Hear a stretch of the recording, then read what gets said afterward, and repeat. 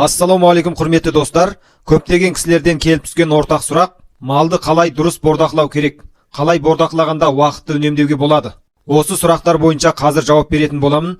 Видеоны бастамас бұрын арнаға жазылып, лайк басып, достарыңызбен бөлісіп, қолдап қоюды ұмытпаңыз. Сонымен қатар мал бордақысында азықтықты дұрыс теңшеп беру басты орында тұрады. Біз арнайы осы туралы ақылы курстерді алып оқып, малға қандай азықтықтарды және оны қалай өлшеп беру керек, сонымен бірге әртүрлі азықтықтардың қосындысынан жасалған тамаша жемді қалай дайындауға болады деген сұрақтарға осы ақылы курстан өз жауабымды алдым. Алдағы уақытта осы туралы видеоны Қазвет YouTube арнасында бөлісетін боламын.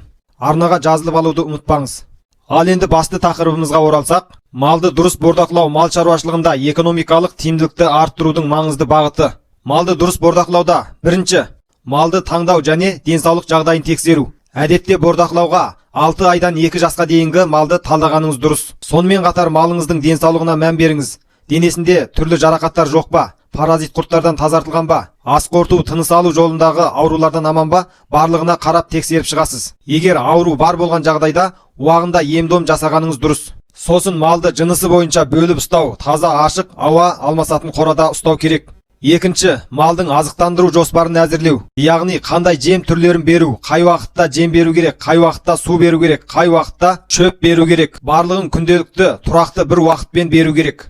Бордақыдағы малды бірде ерте, бірде жай азықтандыруға болмайды. Үшінші, малдың азықтандыру режимі мен мөлшері. Азықтандырудың көлемі мен жиілігі. Малға күніне кем дегенде 3-4 рет аздан-аздан азық беру керек. Әр азықтықтың мөлшерін малдың жасына, салмағына және түріне байланысты есептеп беру керек. Осы туралы арнайы ақылы курстан алған білімімді алдағы уақытта YouTube арнада бөлісетін боламын. Бұның өзі үлкен бір ғылым. Төртінші, малдың жай күйін бақылау және күтім.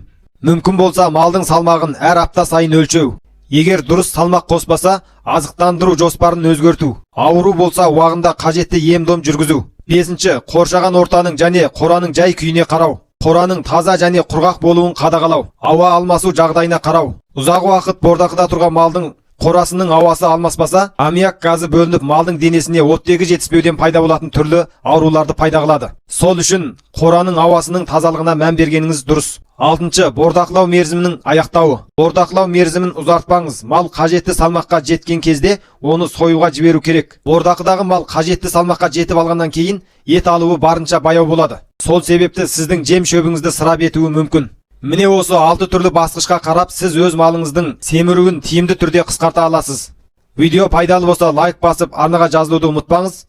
Бұдан да көптеген құнды ақпараттар алдағы уақытта YouTube арнада жолданатын болады. Арнамызға жазылып алыңыз.